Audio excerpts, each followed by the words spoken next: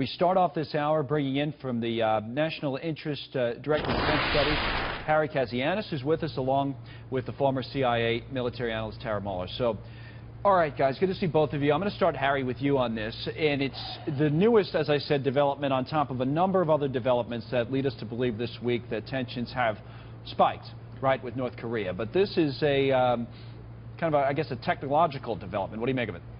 Well, Connell, I think today at 12:22, when the Washington Post story broke, we can definitively declare North Korea a nuclear power. Not only a nuclear power, but a power that can hit the United States with an intercontinental ballistic missile. The report also says that North Korea not only has 12 to 20 nuclear weapons, like we've been saying for quite a long time now, but 60 nuclear weapons. So these are all game-changing revelations that we have to be concerned about. The biggest takeaway, we are out of time. We are out of time to stop North Korea from getting a nuclear weapon, and that's a sad day.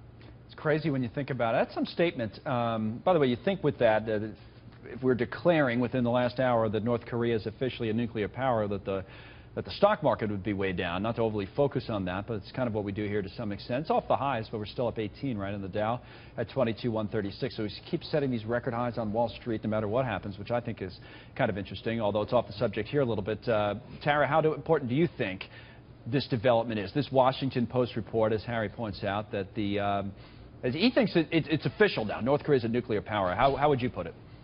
I think it's really important. If true, it's a significant development. It also sort of begs the question, though, they may have the miniaturized device, but we don't know if they have the capability to actually put that and marry it with an intercontinental ballistic missile. We've also seen their missile launches going up dramatically since the Trump administration has come into office. So now you're seeing not just a quantity increase in missile tests, but you're seeing a significant, what you would say more of like a quality increase as well, because now it seems they might have the capability to have nuclear material, a nuclear explosive device that can be put on a missile, which is obviously of major concern for the United States. Having said that, I think we're still in the same place, a bad place option-wise, where we were without this new information. What are the options we have here? We're trying to chokehold them with more sanctions. We'll see if China and Russia comply with the sanctions that were just passed by the UN in terms of enforcement. And if the sanctions don't modify the behavior, we're going to need to get the North Koreans to the table, and we're going to need to start to do some high-level six-party style talks, diplomacy, and we're going to need to probably start thinking outside the box here and see if any sort of deal or negotiation strategy can be made. The North Koreans right now don't seem willing to sit down, and that is a very big problem. Sanctions are important. We need to punish with sanctions, but they're not alone going to change North Korean behavior. No, I hear you. So say they do work. I mean, say to China, and your point's well taken, we don't know whether they will or not, but say China goes along, Russia goes along, as they voted that they said they would at the United Nations, Harry. But to Tara's point, then we tried diplomacy, and they don't want to sit down and talk. I mean, then where are you? Because to talk to most experts on this area, most people say that, you know, just a preemptive military strike, it doesn't make it doesn't make a lot of sense, because what if this guy in Kim Jong-un is really backed into a corner then, and he actually uses this technology that he reportedly has? Right. Well, there's all the bombs in the world aren't going to solve the North Korean problem, because let's face the facts here. If North Korea does have 60 nuclear weapons, you would need a massive military strike to take out all 60 of these weapons.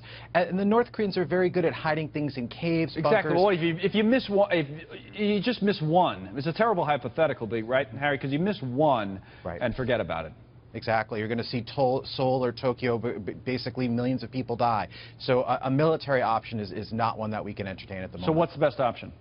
I think the best option right now is we have to go back and look at history and look at the Cold War. We know how to deter countries that have nuclear weapons. We have better missile defenses than we ever have. We need to surge those into South Korea. We need to bring THAAD to Japan. And we need to tell the North Koreans, look, if you ever think about launching a nuclear weapon at one of our allies or the United States, your country is going to become a nuclear parking lot. And I think they'll get the message quite loud and clear.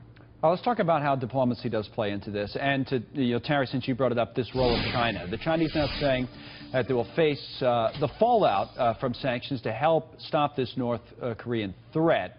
So, Tara, does China, will they, to your earlier point, follow through on this? I mean, I don't know if history is any guide, if that tells us anything, but what will be the next move, do you think, from the Chinese?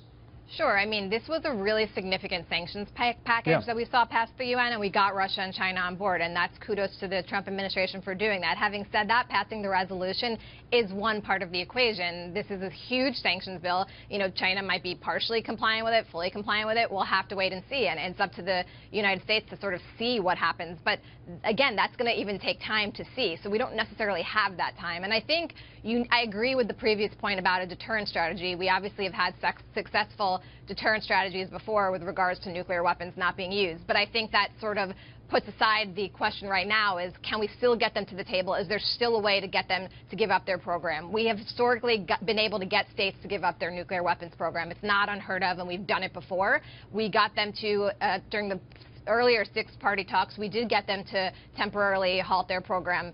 Then there were difficulties. Right. Those talks broke down, and they resumed. So it's not impossible, but right now the climate is not such where they seem willing to do so. It's going to take some good diplomacy, some good multilateral diplomacy, both out of the State Department and Secretary of State Tillerson. The South Koreans, the Japanese, and the Chinese and Russians all need to put the pressure on and get North Korea to the table. And that might mean, in the shorter term, making some short-term, it's not appeasement, but some short-term, you know.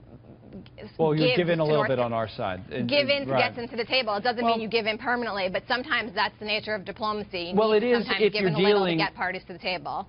With rational actors. That's true. You know, and I think, Harry, even as close, obviously, as if with any understanding of history, we would know that there was, you know, even with the Soviet Union getting as close as we got to the brink of nuclear war and everything else, wasn't that more of a rational actor situation than this one is? They are. I mean, a lot of times we talk about Kim Jong-un and say he's crazy, he's a madman, but he's crazy like a fox because he has a country where he has 200,000 people in prison camps, and he knows the international community is against him, and rightly so. That's the reason he has nuclear weapons. That's also the reason that he's more than likely not going to give them up, because he knows there's no way in a fight with the United States he's ever going to win unless he has those nuclear weapons that could put millions of people at risk. Now, to repeat the breaking report from the Washington Post, he does, according to the Washington Post, have this miniaturized nuclear warhead that can fit inside a missile. So there you go. That's where we are. Harry, Tara, good to see both of you guys.